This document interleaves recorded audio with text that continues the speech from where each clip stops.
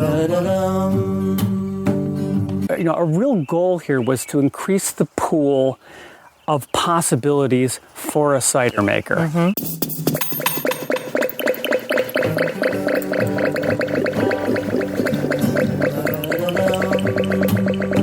Hello, my name is Ria Windcaller, and I am the producer and cider MC of this weekly podcast, where we speak with makers, cider enthusiasts, and folks within the cider trade from around the world. Hip, hip, hooray!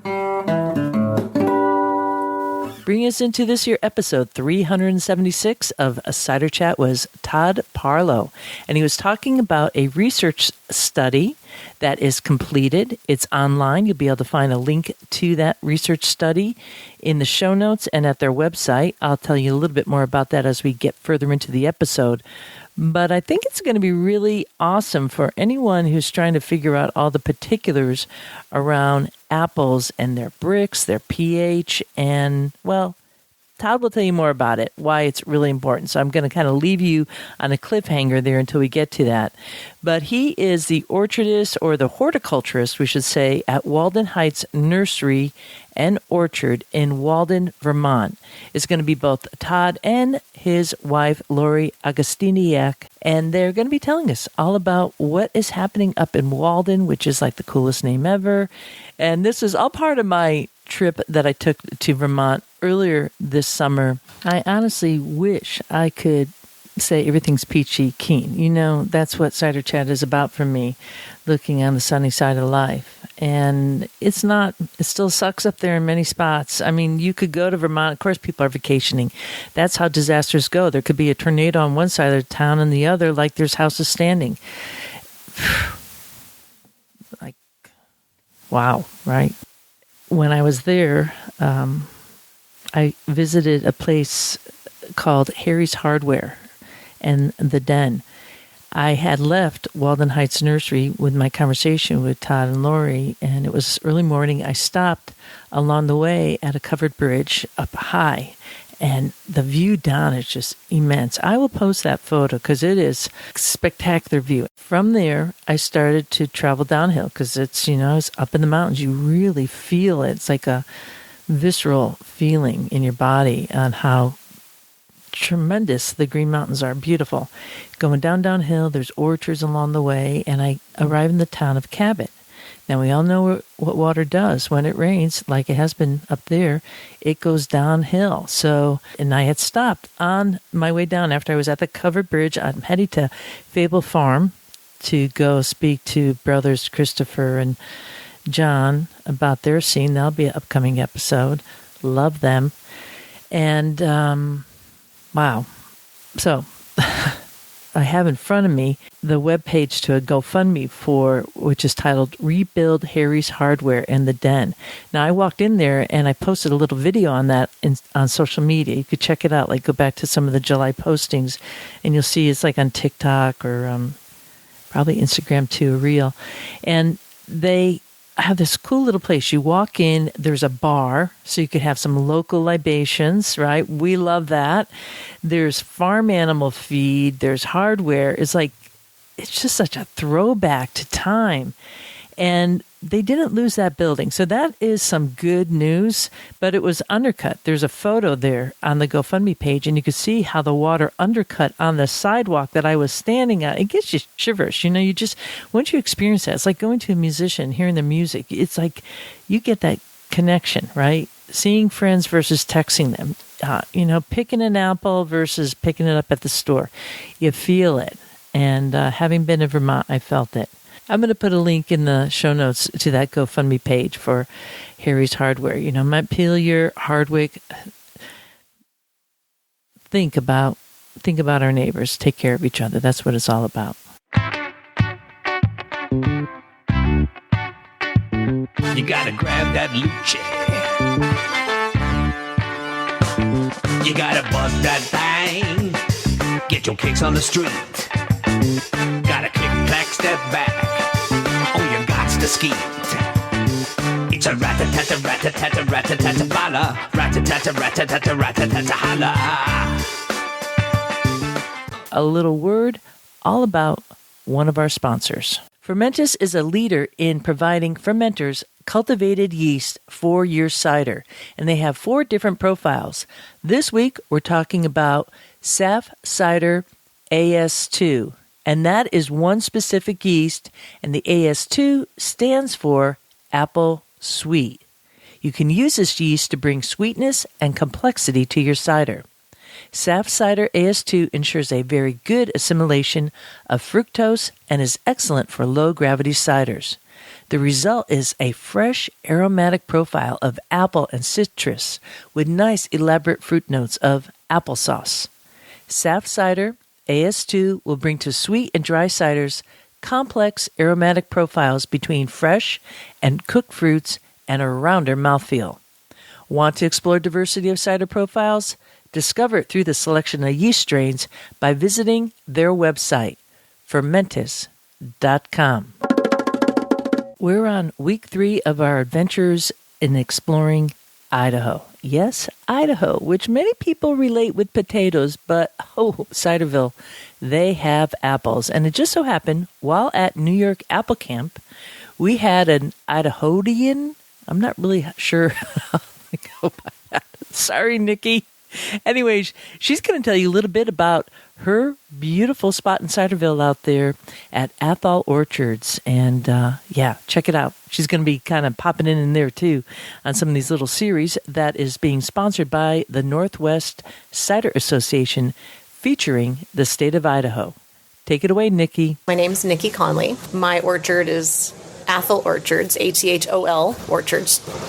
And we established our orchard in the fall of 2016, and we're not really a commercial orchard at all. I don't consider ourselves commercial. We are more of a curated living history preservation orchard. After the 7 past years of collecting, we're up to about 80 varieties. It's a very small orchard. We only have about 120 trees right now. Where we're at, it's a historical region, ag region where we are. We're about 25 minutes north of Coeur d'Alene, and our area is very much historically glacial. So we have a lot of glacial lakes, very deep lakes. We have a lot of groundwater, in different pockets of aquifers that are just really, really rich in water, which is very fortunate for us. One fellow that everybody refers to as like the cider press guy. That's quite a bit farther north than what we are. Well, you're almost like, how much further north? Because then you hit the Canadian. Yeah, I think we're about 70 miles south of the Canadian border. So up in Boundary, that's the final county just south of the border. That's, the bordering county.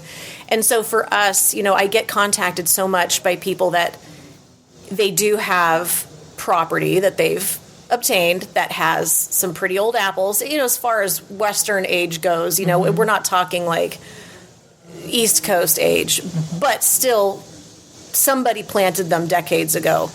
No clue what they are, but they taste amazing, or they've just got really intriguing characteristics, but they're not interested in doing anything with it other than do you want these apples? Do you want to do something with these apples? And once we figure out what they are, it's like we really do need to get our cider game. Obviously, there's apples there. There's apples. There's a history there. It's absolutely unspoiled, and I feel like, my orchard benefits from the cleanest water. The air is spectacular, but we don't like to brag about these things because we're trying. It's like trying to keep brag, baby, brag. Right, I know, but it really is an unspoiled territory with lots of amazing history, and the Coeur d'Alene region up into Hayden, which is just a tad north of Coeur d'Alene, and really all the way up to Boundary County, is very much historically orchard country. There's still speckled throughout where the houses are, so it's really kind of exciting to be able to kind of reignite that history of the region by bringing apples back. You will find a link to Nikki's orchard called Athol Orchards in the show notes to this here episode 376, or you could just Google it. And if you'd like to see a map of cideries, go to the Northwest Cider Association, and that is nwcider.com/map. There'll be a link to all that in the show notes. Walking through the orchards. Before we get to that featured conversation with the folks at Walden, I just want to kind of catch you all up. And once again, if you're new to Cider Chat, welcome. This is just an amazing global experience with conversations from folks all over the map. So welcome to that. You could be a commercial maker or an amateur maker or orchardist. I'm hearing a lot from folks who just are backyard orchardists, amateur makers. I'm all the above. I don't know if I do any well. I just kind of do it. I love it. I love trying other people's ciders and speaking to all these wonderful people. On the last episode, we were speaking to Cider Hannon of Wild Branch Cider. So check that episode out. That took place also in Vermont, in Craftsbury, Vermont. Maybe folks who like cross-country skiing might know that area. It has a huge, really, loved Craftsbury Cross-Country Ski Center. And now you know that there is a wonderful cidery there too. So do find Cider, hunt down his products. They're delicious. And that's all recordings, including this one that I took while I was up in Vermont. So we have a bunch to roll out, and then I'll slowly be rolling out recordings from the New York Apple Camp, which was remarkable. I'm sorry if you weren't there.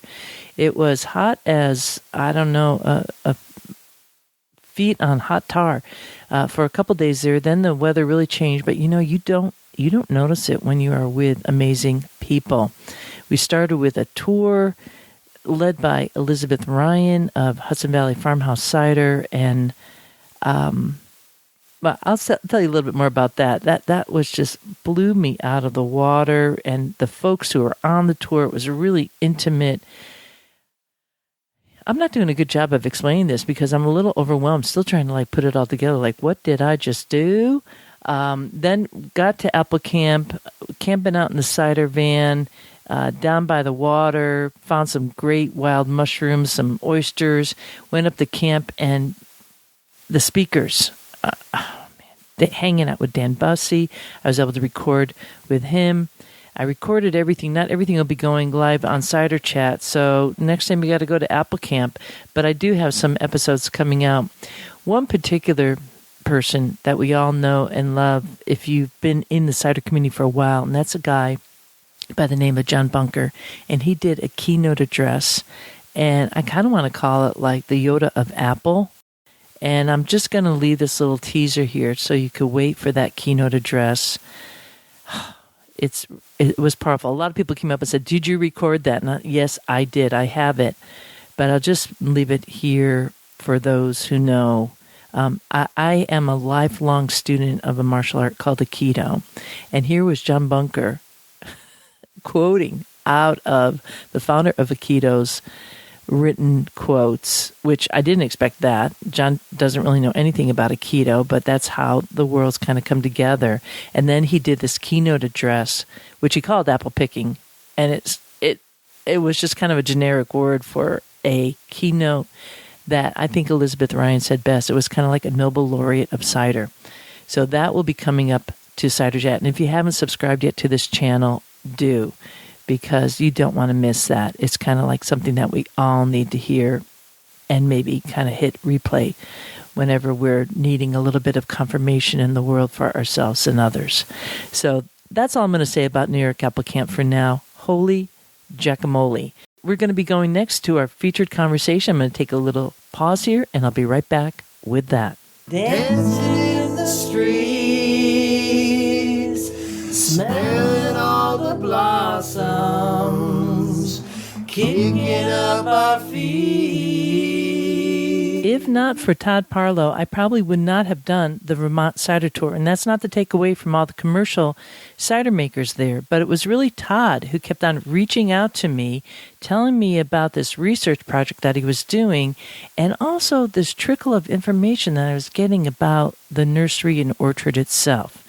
You see, this guy has been spending his entire, it seems like his adult life, just loving apples and planting them on the side of a hill in Vermont and making it happen. They have over 600 different varieties there. Now, we know that 600 apples in a sea of 18,000 different apples might seem like a drop in a bucket, but it's not. That's freaking huge.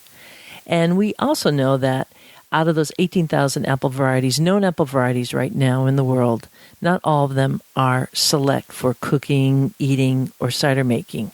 So it's all about honing that down. We also know, or at least I feel, there's hype apples. On social media, people asking, what should I plant? And of course, you're going to recommend what you've planted, what's working for you. And what can happen is that a lot of the orchards are planting the same varieties because it's worked well for somebody else, because we don't have that research yet. And that's what we're hearing out there in Ciderville is we need more research. Exactly what Todd is doing, not only for the Northeast, but for other parts of the world. And I am getting those signals that there's other research going on, which is good, but we do need more. And that will help backyard orchardists, folks in general, be able to hone in and maybe think out of the box. Not everybody needs to have a Newtown Pippin in their orchard and to make a single varietal cider like that. Not that I don't love that. I love doing those types of tastings. Believe me, we did a Harrison tasting at New York Apple Camp, and it was very, very informative, all single varietal. But there's more than Harrison. There's more than Newtown Pippin. There's other apples waiting to be discovered. And at Walden Heights Nursery and Orchard, they're going to be helping you. Alrighty then, we're going to begin indoors, having a sit-down conversation, and then we're going to switch to a walkabout in the actual orchard. I recommend at that point, just listen to the different apple varieties that he starts shooting off. Some might be familiar, some not. And of course, he has this data where you'll be able to go to and see all the different apple varieties, at least 300 plus that were in the research project. So there's a lot to glean from that. Without further ado, let's grab a glass and join this chat with Todd Parlo and Lori Augustyniak at Walden Heights Nursery and Orchard in Walden, Vermont. Walden Heights Nursery and Orchard is a certified organic farm that specializes in cold hardy growing. Then we supply fruit to consumers and plants for those who want to grow their own fruit. And we give advice and help on organic growing methods and also provide a place for people to actually see it being done. So everything that we sell, we grow on site. My role at the orchard and nursery is has mostly been administrative, doing public relations, customer relations, marketing, business planning, bookkeeping, tax prep, all that kind of stuff. I'm learning more about pomology and also orchard maintenance. Mm-hmm. And how about you, Todd? I'm the horticultural component of this, and I'm the propagator. So we're propagating all our stock here in Walden, and but primarily that is apple trees. So we're grafters, and the orchard. I'm the orchard manager, and I also do the consulting component. So a big part of the business these days is consulting to homeowners and professional orchardists, and also we do workshops and it's public speaking. That's my contribution to the business. The property is a little over 22 acres. There's about 8 in orchard production, which is tree fruits in general, but also it's a very integrated environment, an ecosystem approach to growing. So there's berry bushes and vines.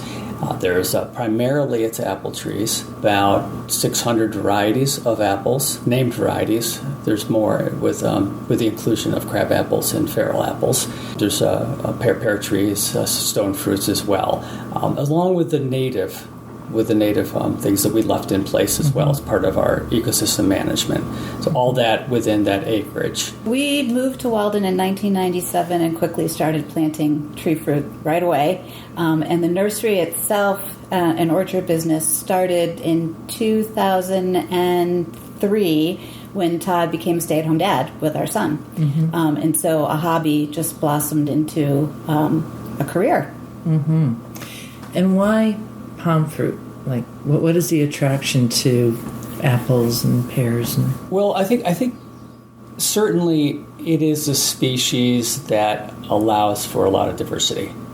You can't name a fruit, for instance, that is so widely varied in flavor and texture and growth habit.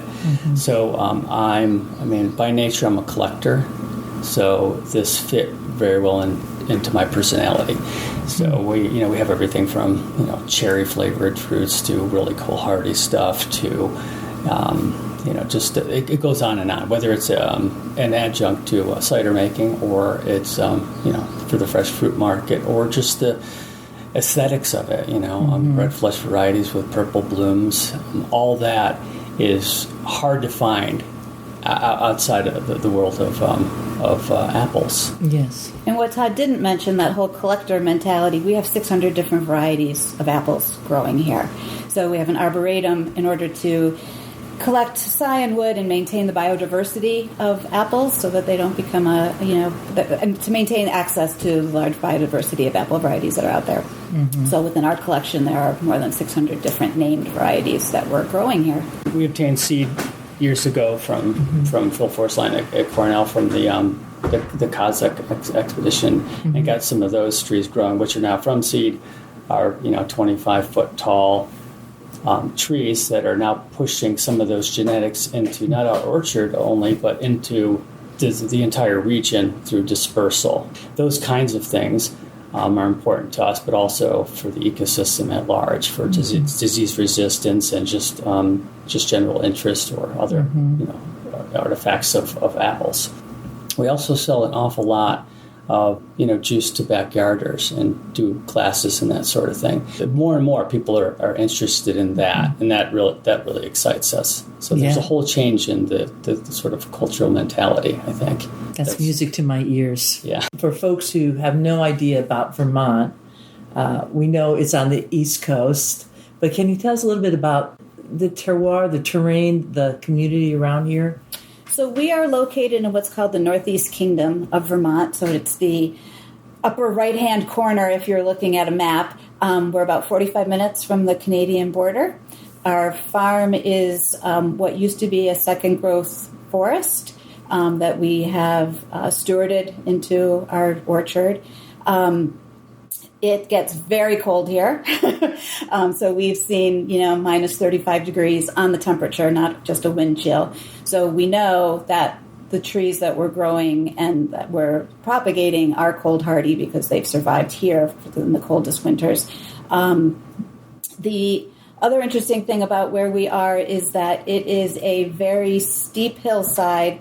And when we moved here, we had no intention. We were going to probably do some homesteading. We didn't have an intention of actually putting in as big an orchard as we have.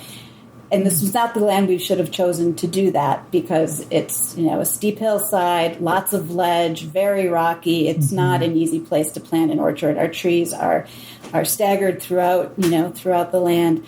But we've worked with it, and we've created terraces and lots of great, interesting ways to grow our trees.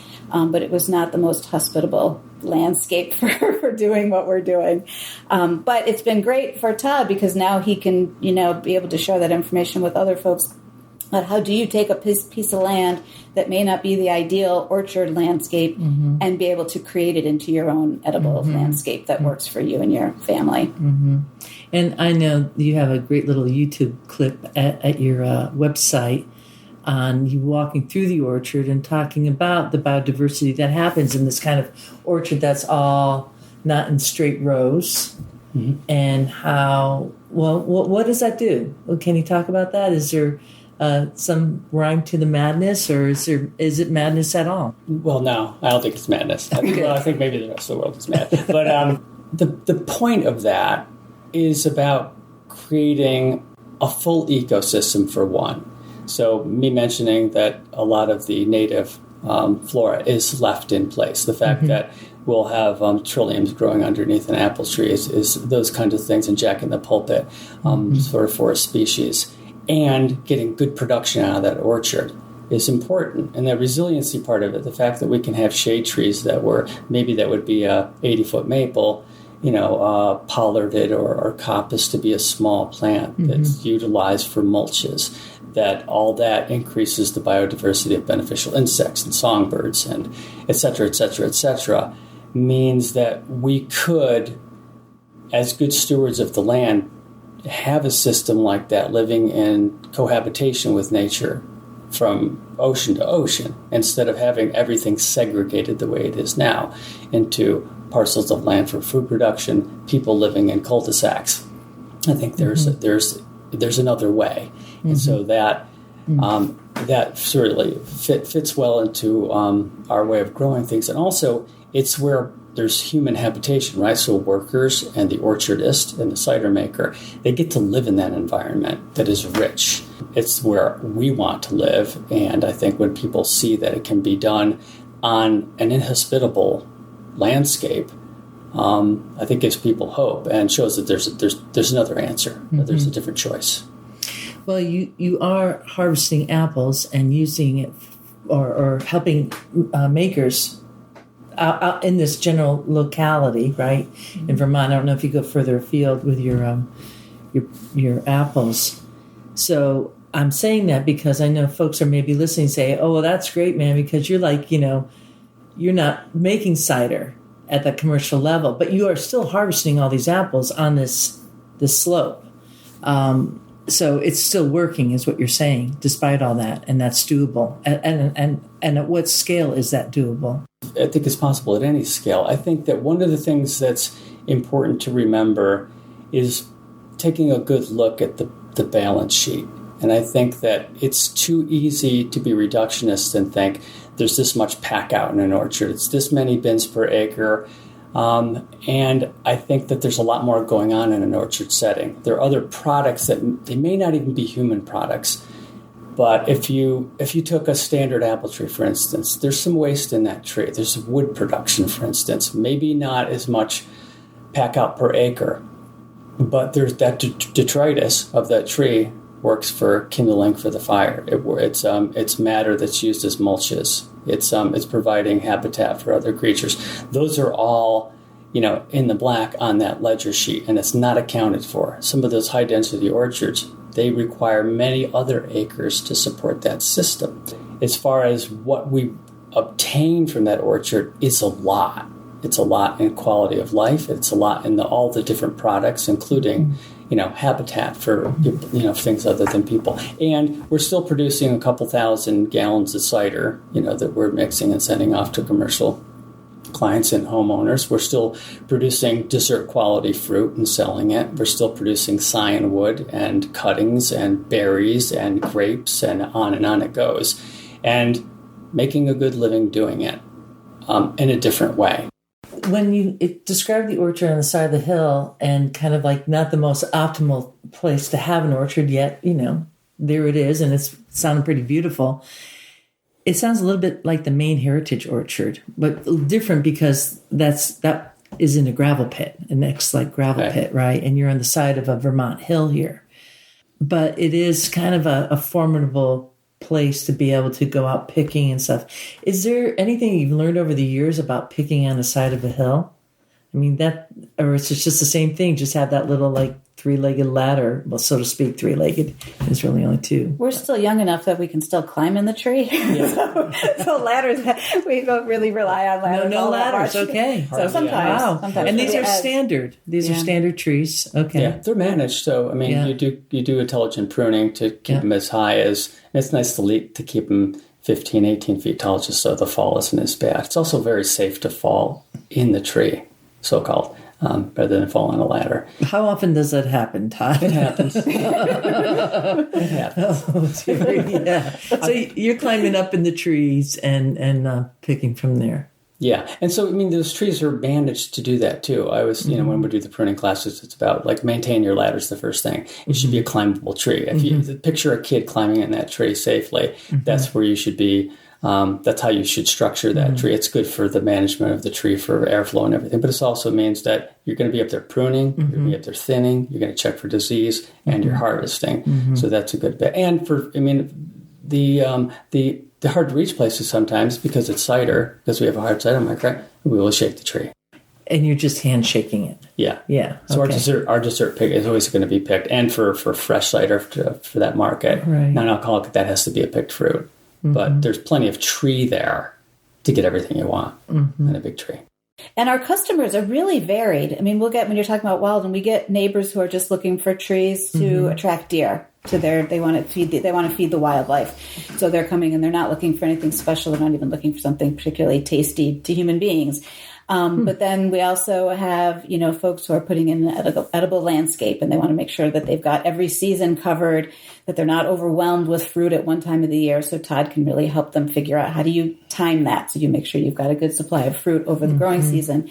And then we have customers from all over the country who can order online, and we ship in the spring, and a whole mess of people who are longtime growers and looking for a specific apple tree because their grandmother grew it and they remember it from their childhood and they can't find it anywhere else, to folks who have called. One of my favorite stories is a woman who called, and we had this long phone relationship, that she had never grown anything in her life, but she had just had a new baby, and she wanted more than anything to grow apples for her child so that she had good, fresh, healthy fruit to feed her daughter, I believe, as she was getting older. But she had never done it before, and she lived on this postage stamp-sized lot in Chicago, and how could she possibly do that? And it was so great, just helping her build her confidence. And then Todd coached her through the whole thing and told her to get 2 trees, plant them in the same hole, let them braid up together so you don't have to give up all the real estate, but you still get the pollination. And so just being able to help somebody, do that for their family was really rewarding. But it's the whole gamut as far as, and commercial people too, that are, calling and asking for support and guidance in building their operations or expanding their businesses. So it's all over the place as far as our customer base. Yeah, especially the consulting part of it, which is, an important part. The educational part of it is really important to us now because of our experience. I think that's really valid. And because of the internet, we can have customers all over we've got clients in different countries and all over the country. Primarily it's cold regions, or people that want organic or orcharding components, or cider makers. And so that customer base is huge. It would be nice to have all our customers here in Walden, but when you start to become more distinct, like organic practices or IPM or, ecosystem things or small farms or all of these integration, the pool gets smaller. So the country makes that large again. And so, we're sending stuff up to Alaska and the upper Midwest. It's most of our trees are going because we're very versed in cold hardiness and, and everything from the broodstocks to the cultivars to the practices. So that widens that. And that we're very thankful for that. And also it's cool, right? You can find out what's going on in Anchorage that week. Yeah. You'd never do that, with a local absolutely. clientele. And it's like another world up there. It is. It's a really fun. I'm not imagining that you kind of jumped into this knowing everything that there is to know, right? And how did you gain that? Did you feel like it was really uphill? And what was that like, that pivotal point that was like, okay, I'm starting to get my groove here? Almost everything we did wrong. And the sort of silver lining in that is we can save somebody from making some of those errors.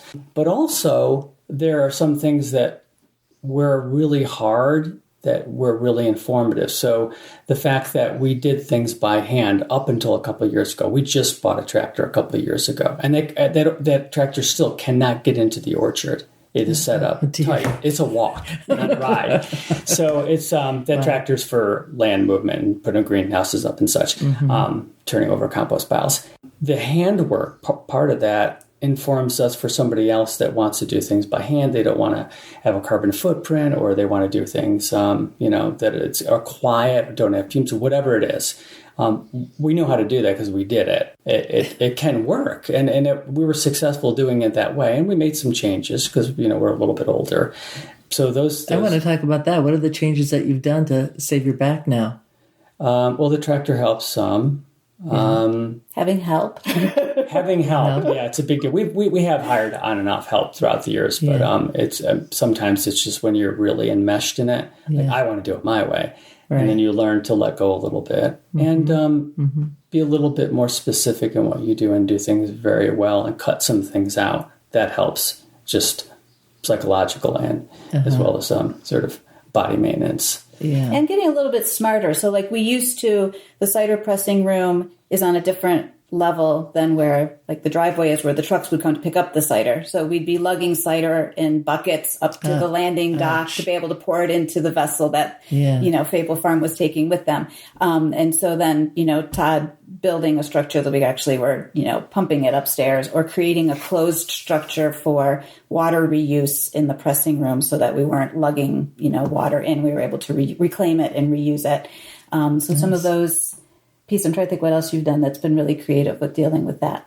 Yeah, egress, roads. I mean, all these like little things you learn after walking around that thing 400 times. You realize, and sometimes you just don't see it. Sometimes you need another person to come in and see it. This is true. Or, proper layout, everything. Yeah, I always feel like there's this sense of scarcity within the orchard culture in terms of cider, because folks don't have that particular apple variety that they believe is like the only apple variety that, makes a good cider. That could be kind of there. Or, they want a specific blend.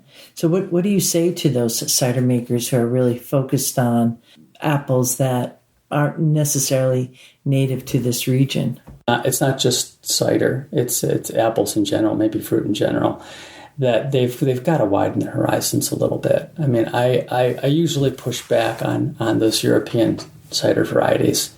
Kingston Black, for instance, Kingston Blach, I call it, because it grows abysmally here. I mean, you won't get a real cider maker that'll say that's a fun one to grow at all. But people hear about it and they get jazzed about it, just like the Honeycrisp people, or I got to have this, and I think they're just, it's not their fault. It's that they're not aware of how much is out there. So, at the turn of the last century, having 17,000 varieties of apples available in nursery catalogs.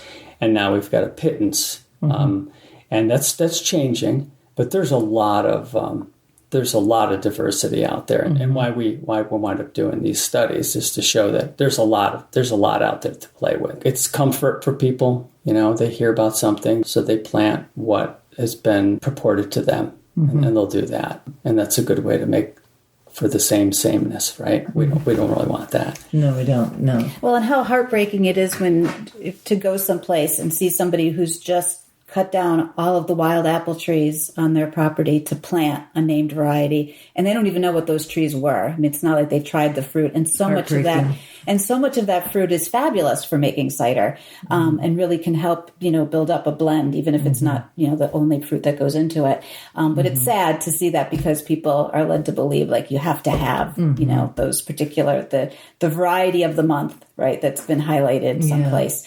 But yeah, I mean, to be able to have fun with it as well, and experiment, and to try, and and be able to find out. I made a cider with this particular group of apples, and it was too dry or it was too sweet, and so how can I change that up to make it better the next time around, and really be able to experiment and have fun with it, and then develop something that's all yours. You don't need to recreate what you can buy on the shelf, right? Yeah, and you can't really.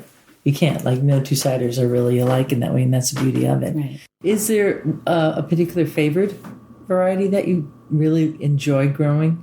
For any purpose? Well, yeah, for any purpose, yeah, in terms of apple. Oh, But you enjoy growing. I enjoy eating Cox's Orange Pippin, but it doesn't grow very well here. No, but it does grow here. Yeah. As far as growing, it's nice to have apples that just produce well and are easy to grow, like a Liberty or Sweet 16, that have some scab resistance. I like those that exemplify differences. So I like the dense, rich apples like Ashmead's Kernel, the cherry flavors, and that Summer Red will get, and Sweet 16 will get. Ellison's Orange or Beacon will have those anise flavor to them. The Almadas and Nidwhiskiana and the red flesh varieties, those kind of things. They add interest to the day, right? So those are not just for the production part of it, but they're dynamic. I think one of my favorite apples to eat is Mantat. It's an early variety that's really is. I like an apple that I can tell people to eat, even though it's soft. So it's a good crispy apple early in the season. It's got a long picking window, so you can have, it's a great backyard treat because you can pick for weeks. But when it gets really red and ripe, it's just succulent and, sort of like a peach, right, with all these flavors. And some people just won't have that. They want their Honeycrisp. And some of those fruits that are wonderful, they're only good for backyard or only good for the local market. And I think that's great. Non-shippable, non-sort of commodity market fruit is really wonderful to have. So I really enjoy those. I mean, I'll list the favorite 100. Yeah, I'm sure you could. I'm not careful, but gold, false Yarlington. There's a red wealthy. I mean, every in this orchard, every one of them is different. That Fireside, Sweet 16, Oriole, Harold Red, Summer Red. I mean, they go on, and it's I only remember them because I've visited them so many times. But now I am picking up a little bit of recording in the background, so I want listeners to know that Walden Nursery, it's easy to get to because it's right off of a main road coming out of Hardwick, Vermont. But it's also tucked in as we walk down this hill. We're walking amongst like little dwarf trees or semi-dwarf down the hill in this little, again, meandering path. I feel like out of the corner I'm going to see, little Vermont leprechauns. These do appear to be this sort of semi-dwarf stock. Now, because of our cold climate, because of our elevation, you do get some pushback on vigor. And also, these are managed. So these are all the trees most of the trees in the entire orchard are standard. They're on Antonovka or Reneka or Selkirk and so on. And they're managed to keep small. But the vigor allows them to get started strongly in their early years, get above that stage where they're, kind of more resilient to borer attack, that sort of thing, and a good anchorage, good mining for resources and water, and so that's why we really stick with those. And they're the cold hardy answer for most people. And so again, that sort of like ecosystem approach to fruit. We've got a blueberry patch that most people would tell you wouldn't work because of the pH differences in an orchard, but we managed for that, and we've got blueberries growing there that are in production. And are those planted? Those were planted, yeah. There's a few natives sneaking in here, but no, those are the high-low bush Crossocarambosum and Augustifolium crosses that are in here. And then there's some black haw there, and there's some other viburnums along the row. Plum trees. This is a stage in the orchard's life where earlier we had a lot more things tucked in here, and at that age of the orchard, things worked well. Now we're in the process of removing things, so it's similar to having. Because though, why are you removing things? Well, we're moving because it's too busy in here. Yeah. Just egress, the health of the plants. But in the early years in an orchard, it's a good move to have production come out of that orchard, and so the ecosystem is in existence, but it changes for what we allow to stay and what just is getting too big and has to be removed. And sometimes that's a tree. Sometimes it's an apple tree you just have to cut down because it served its purpose. You got some income out of it, and then it's time to go. And it's hard for some people, so they shouldn't do the interplanting. But there comes a time when they should go for the health of the orchard. Well, that's what I was wondering about, because it is pretty dense in here. So sunlight, which I can't really judge because it's a great gray day up above us. I'm not getting the sense that there's a lot of sun that comes through here. And of course, apples want sunlight. But I know, and knowing you at this point, that you're getting enough.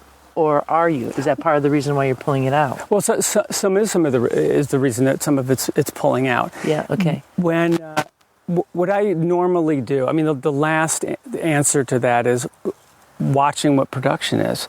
In that, like this year, that period, a month post, that post bloom, is when that tree is deciding it's going to make fruit next year. And if the sunlight is enough, they'll initiate fruit buds for the next year.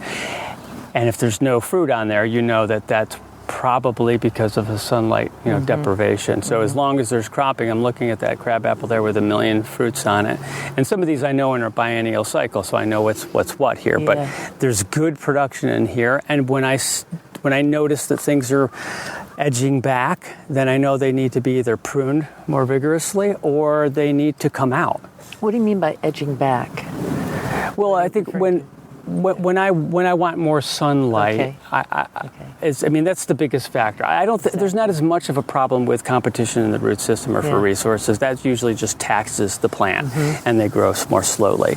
But sunlight's a biggie, and sunlight's not just sunlight, but airflow, disease issues. That's another big one.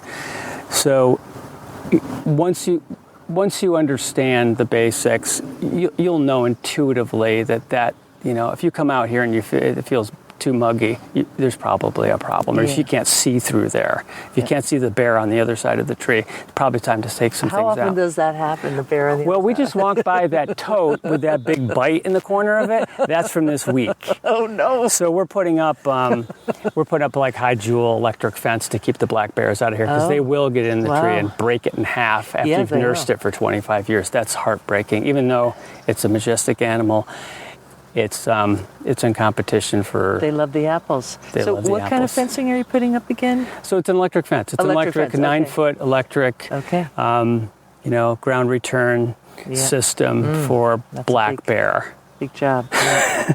It is. It's part of the deal. One of the first things I tell people when they're putting in an orchard is, what do you think about a fence? Most people don't think they need them, and that's a big error for white-tailed deer and moose up here and black bear and everything else. So we'll go a little bit further here just to show you a little bit different plantings, and then we'll head back north. But rugosa rose in here. Yeah, I saw Again, a lot of the natives here. There's high bush cranberry coming here. And Antonovka, Spencer. Can you point out the Antonovka? Well, this is one of the here. Antonovka. We just walked by a whole batch of them. All right, yep. And so we're using some of those for seed production as well. And then in here, the centennial crab paired with a native crab, and an anoka. That's the old man's apple, they call it, because it's really precocious. So usually in a couple of years you get fruit from this. There's a Trent there, a disease-resistant variety.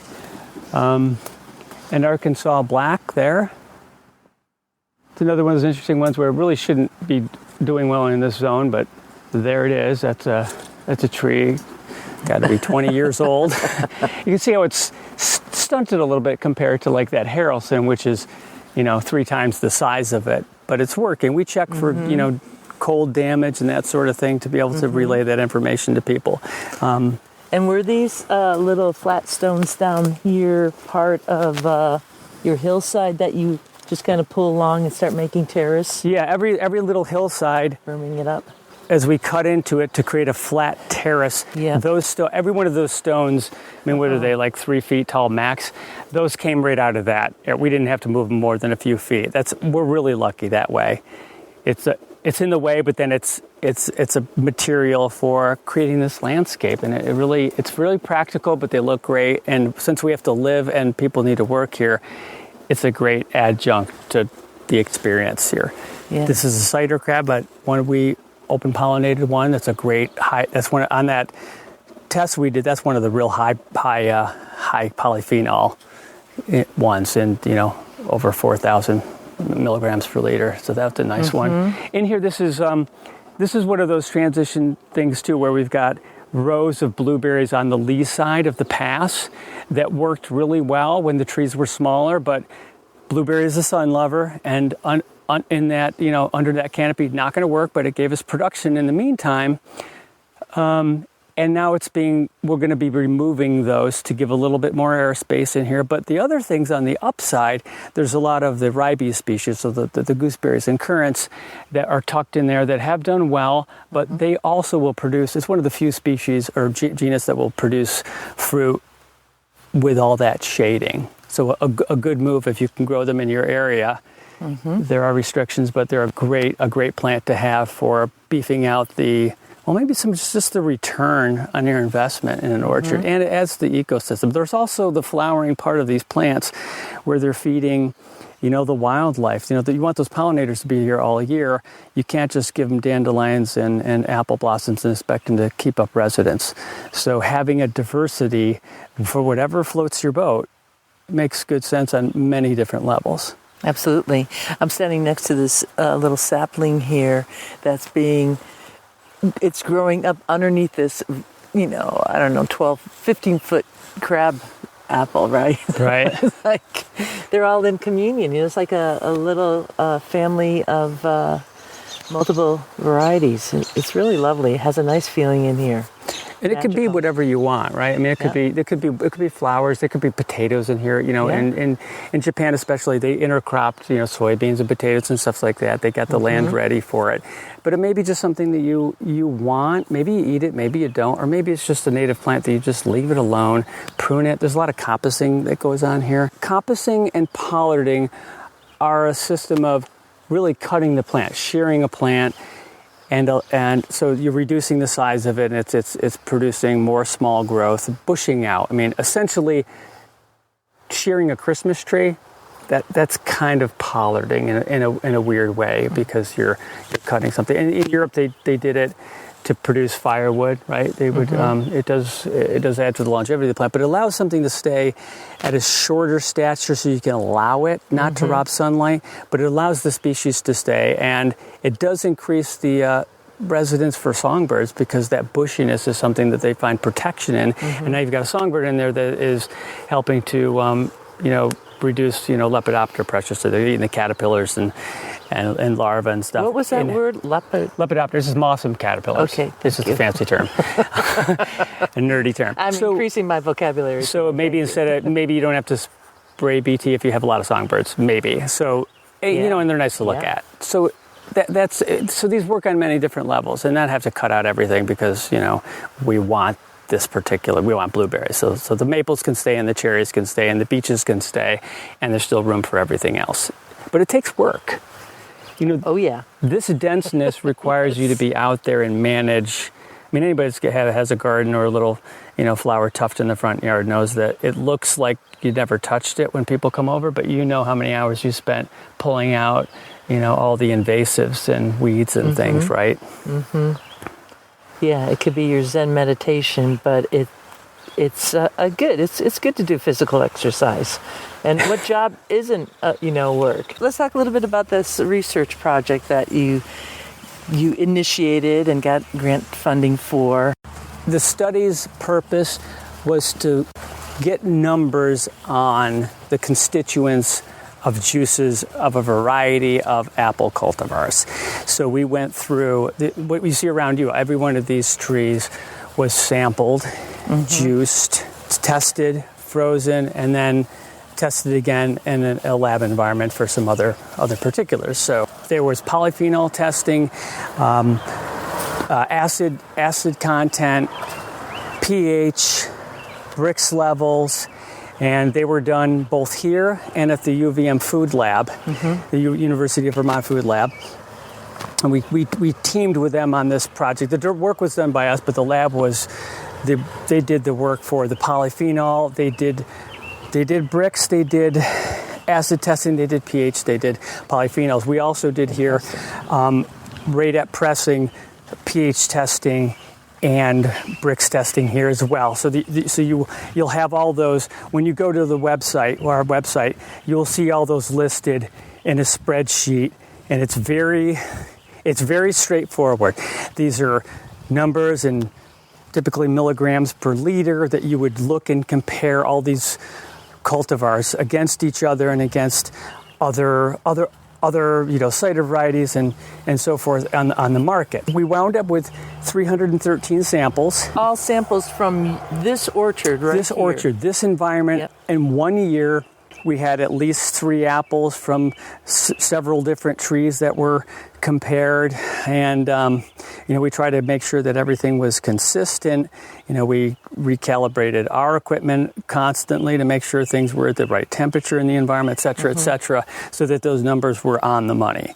And then, UVM presumably did the same amount of rigor with those, and they just coming up with raw numbers. So this really emphasized that this study it's just what it is. It's just numbers.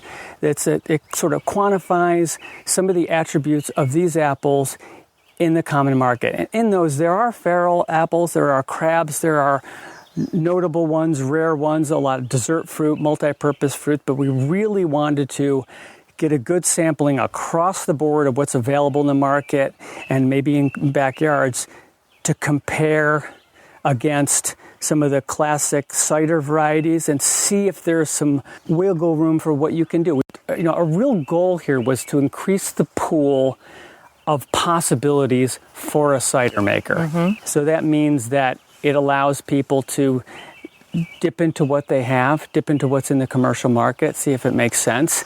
But also, it allows, we really are coming at this from, a consulting perspective where we want to make sure that the farmer survives and is independent of the vagaries of the commodity market. So cider juice and cider apples can be part of the commodity market, and when you're planting something that has no other purpose, you plant a rind de palm, that's it. It's for cider, period. Some of these other varieties, they may work really well in an individual sense to set people apart and be used for other uses. Maybe it's pies, maybe it's sweet cider, maybe it's for the dessert market. And it insulates that farmer against something weird happening, a glut in the market, for instance, which is happening. In England, it's a very different situation, right? With milk or anything else. So it does help protect and makes things more interesting, and also allows a craftsperson to set himself apart. If you have 1,000 apples to choose from, it will not be the same cider as somebody else, just at the starting block. And then there's all the craft involved and all the, whether you're pitching yeast or not, or the yeast you use, or the, all the other particulars. Am I right in assuming that I might be thinking about planting some apple trees that everybody else is planting because that's what the market is doing? That's all I've ever been able to taste in my region, for instance. And this study might help me as a cider maker or just, backyard orchardist to say, hey, those are varieties that might really work on the other side of the world or, in another region of the U.S. Might not be the best fit for my zone where I'm growing. And I could plant these other varieties that have some of the same properties of those really coveted apples elsewhere in the world. That's essentially what this research is allowing me to look at with the data. Absolutely. There are a couple examples there, like this tree here. That's a Niagara, and you can taste the astringency in that apple, and it's a Mac type. So you could plant a Mac or an Empire or anything in that class, or a Rogers Red, any of the strains of Mac like that. That one happens to work much better in a hard cider. But it also is going to give you and your family an apple that you can pick off the tree and eat. Where if you are planting that rind de palm or an Ellis bitter or something like that, and then maybe you don't want to make cider as a backyarder anymore, and then what's the family going to do with it? Especially if you plant on a standard, that tree's there 150 years.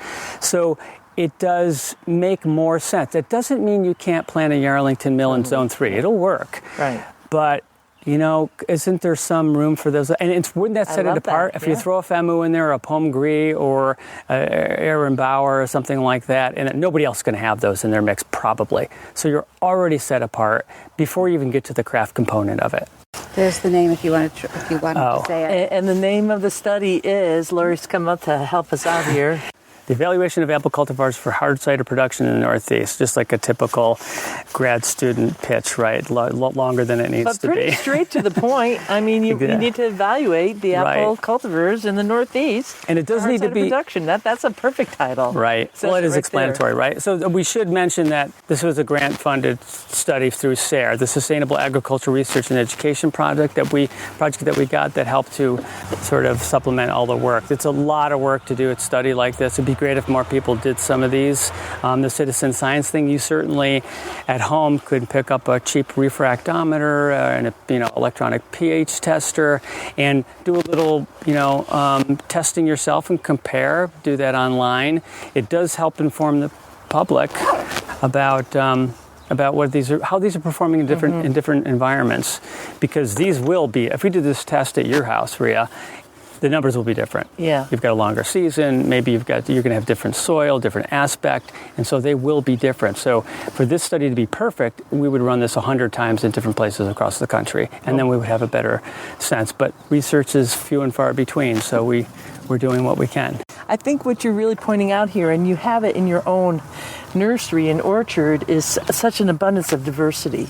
And that's what's exciting, is always finding something new that keeps you in a niche. Especially for cider makers who want to stand out, You're providing an excellent resource here to help us all think out of the box. No, thank you. There is a link in the show notes to the data on the research project that Todd conducted. Once again, it was titled Evaluation of Apple Cultivars for Hard Cider Production in the Northeast. And it was broken down into the cultivar names, the Brix results, the pH, the malic acid results, and the polyphenol results. All great things if you're a cider maker. You know, this is the jam, right? You want it. So I have a link in the show notes. This is episode 376. Just go to the show notes at ciderchat.com for that episode, and you'll be able to just click it and go there directly. It is also at the Walden Heights Nursery website. It doesn't necessarily stand out because they're doing so many other things there. You should go to their website too, but the link in the show notes will no problem. It'll just bring you directly there. And it's a little long for me to say here right now. I mean, I could, but it's kind of a complicated one of those links, as they are sometimes. Anywho, I hope you enjoyed that. As always, thank you to the fine patrons of this here podcast, without whom this podcast would not be on the air. It is listener supported, so if you are getting value from Cider Chat, please do hit that donate button at ciderchat.com or join the Cider Chat Patreon page. That's spelled Patreon.